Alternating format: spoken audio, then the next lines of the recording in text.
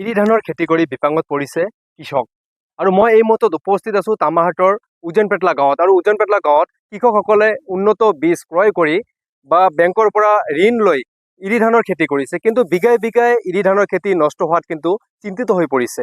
মই প্ৰথমতে কৃষকসকল আছে, মই প্ৰথমতে কথা পাতিবলৈ যত্ন কৰিম। এগৰাকী কৃষকৰ ওচৰলৈ আহিছোঁ। আপোনালোকে ইৰি ধানৰ খেতি কৰিছে, কেইবিঘা কৰিছে এই অঞ্চলত? মোৰ 10 বিঘামান আছে।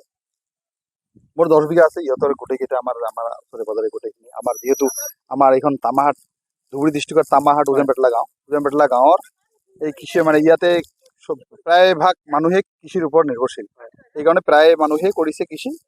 আৰু আমি বহুত আশাৰে কৃষি কৰিছোঁ, মানে ইৰি ধানৰ খেতি কৰিছোঁ। কিন্তু এতিয়া ইৰি ধান চপোৱাৰ সময়, কিন্তু আমাৰ এটা বিষয় মানে দুখৰ বিষয় এটা, কিন্তু ইৰি ধানৰ পৰিৱৰ্তে ওলাল পতান। এতিয়া কি কৰিব আপোনালোকে? এতিয়া আমি কি কৰিম, এটা আমি অনুৰোধ জনাইছোঁ বিভাগীয় কৰ্তৃপক্ষ আৰু অসম চৰকাৰৰ তাতে, আমাৰ এইখিনি যাতে আমাক কিবা এটা সহায় কৰি দিয়ে। কাৰণ আমি বেংকৰ পৰা ঋণ ধাৰ লৈ আমি বহুত আশাৰে খেতি কৰিছোঁ, কিন্তু ধানৰ পৰিৱৰ্তে ওলাল পতান।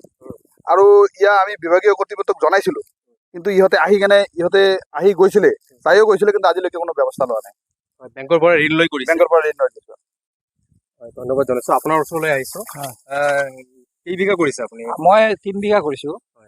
3 বিঘা কৰাৰ পিছত একদম পাথান ওলাইছে মোৰ ধানখিনি, একদম নাই আৰু কাচি লগাব পৰা নাই। এই অৱস্থা। এতিয়া কি কৰিব? মই আৰু কি কৰিম, মই মাতিছিলোঁ, দোকানদাৰক যাই সুধিছিলোঁ যে এইটো কি বীজ দিছা, যে 30-32 মান ধান হ'ব, এতিয়াতো 1 মন 2 মনো নহ'ব, এইটো কি কৰিব? কয় মই কি কৰিম। দোকানদাৰে একবাৰ পিছত অফিচাৰ আহিছে, অফিচাৰৰ লগত কথা পাতিলোঁ, কিবা এটা ব্যৱস্থা কৰিম, কিন্তু একো কৰা নাই। যিটো সমস্যা হৈছে অকল আপোনাৰে হৈছে না গোটেই কৃষকৰ বহুত কৃষকৰে একে অৱস্থা, গোটেইখিনি ধান? বাছ একদম কোনো উন্নত ধৰণৰ বীজ কৈ এইটো কৰিছিলোঁ, কিন্তু একো। বিঘা প্ৰতি কিমান ধান ওলাব এতিয়া? 1-1.5 মন ওলাব। আৰু কিমান খৰচ হৈছে বিঘা প্ৰতি?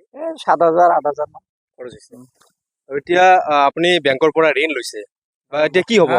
মোৰ কি হ'ব? এইবাৰ মূৰা কপালে হাত দিব লাগিব, আৰু কি আছে, একো কৰিব নাই। হয়, ধন্যবাদ জনাইছোঁ। আপোনাৰ ওচৰলৈ আহিছোঁ। আপোনাৰ কিমান বিঘা আছে? মোৰ 7 বিঘা। 7 বিঘা। আপোনাৰ ধানৰ পতান হৈছে? কিমান টকা খৰচ কৰিছে? মোটামুটি 30-35 হাজাৰ খৰচ কৰিছে। টকাটো নাহে না, 1 মন 2 মন 1.5 মন এনেকুৱা।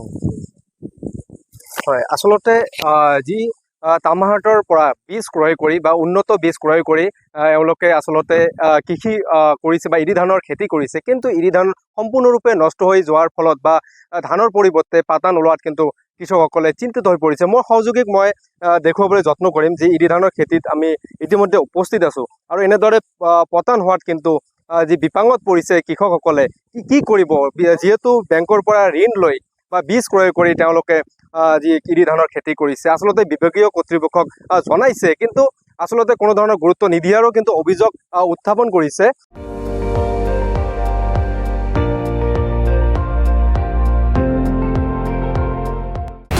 আপুনি চাই আছে ND24, সৰ্বশ্ৰেষ্ঠ নহয়, সৰ্বোত্তমৰ দৌৰ।